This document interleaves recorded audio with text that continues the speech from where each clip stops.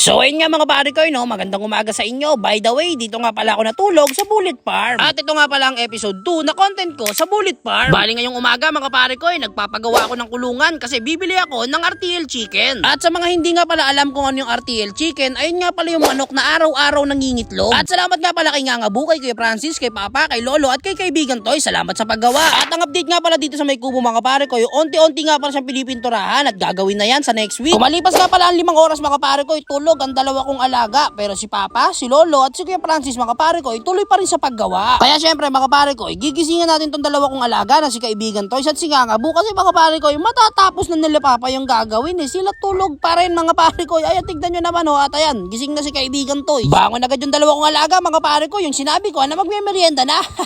At kinabukasan nga mga pare ko, naghakot nga pala kami ng mga kahoy niyan mga pare ko para matapos na yung pinapagawa kong kulungan. By the way mga pare ko, RTL chicken nga pala ang kauna-unahan kong alaga sa Bullet Farm at shoutout nga rin pala sa mga batang tong tinulungan kami. At pagkatapos nga pala namin maghakot ng kahoy mga pare ko, ipapakita ko agad sa inyo yung kinalabasan ng pinagawa kong kulungan. Ayan na nga pala yun mga pare ko, simple lang pero malawak yan. Syempre, nilagyan ko na rin ng solar yan. At kumalipas nga pala ulit ang kinaumagahan mga pare ko, susunduin ko nga pala yan yung pinagbilang ko ng RTL chicken mga pare ko. Bali second hand nga lang pala yung nabili ko mga pare ko. Sa halagang 32,000 kasi mga pare ko, ibinenta niya na sa akin yung dalawang cage tapos may 96 piraso na RTL chicken. At sabi nga pala ng pinagbilang ko mga pare ko, maganda daw mangitlog ang kanyang mga manok mga pare ko. At sinabi niya nga rin pala sa akin mga pare ko na medyo may edad na yung manok niya, nasa 9 months or 10 months daw. Sa mga may alam nga pala sa RTL chicken dyan mga pare ko, paki-comment naman kung hindi ako lugi. At bali nahakot na nga pala nila yung kulungan ng manok mga pare ko at nagpasabay na rin ako ng feeds. At pinagpapasdan ko nga pala yung mga alagaan kong manok dyan mga pare ko at naway gabayan niyo po ako sa gagawin ko. At ito nga pala yung mga alagaan kong manok. At ini-install na nga pala yung cage mga pare ko. Salamat nga pala sa pinagbilang ko kasi pre-delivery na at pre-installation na rin. At ayun,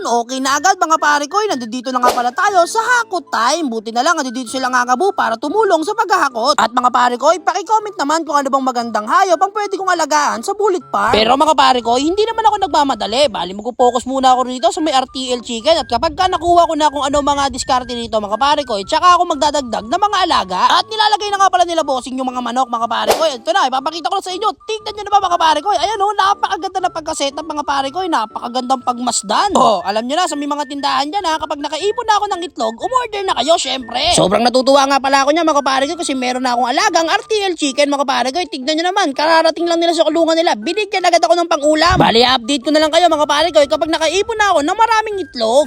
So ayan nga mga pare ko, ito nga pala yung simula mga pare ko. Ito nga pala yung una kong negosyo mga pare ko, yung RTL chicken mga pare ko. Ayan napakadami niyan mga pare ko. Bali, ito nga pala yung manok na itlog na lang itlog. Ayan papakain ka lang dyan mga pare ko. Bali, ito nga pala yung nabili ko ng ng parang second hand na mga pare ko. Kasi bali, binili ko to sa nag-aalaga na mga pare ko. Bali, na to? Mga nasa 8 months to 10 months mga pare ko. Ayun yung nabili ko. Napamura ako mga pare ko. Bali, nabili ko lang itong isang cage, ito ring isang cage, bali dalawang cage, dalawang set mga pare ko. Nabili ko lang ng 32,000 mga pare ko, di ba? Napakamura mga pare ko. Tapos 96 heads na mga pare ko, di ba? Ayan napakadami mga pare ko. Ayan ayun mga pare ko, sana gabayan nyo ako mga pare ko at gabayan tayo ng itaas syempre mga pare ko. Yun, meron na akong negosyo, boy. Ayun, agad dito na to mga pare ko. Salamat nga sa panonood, mga kaibigan ko, batak, pang.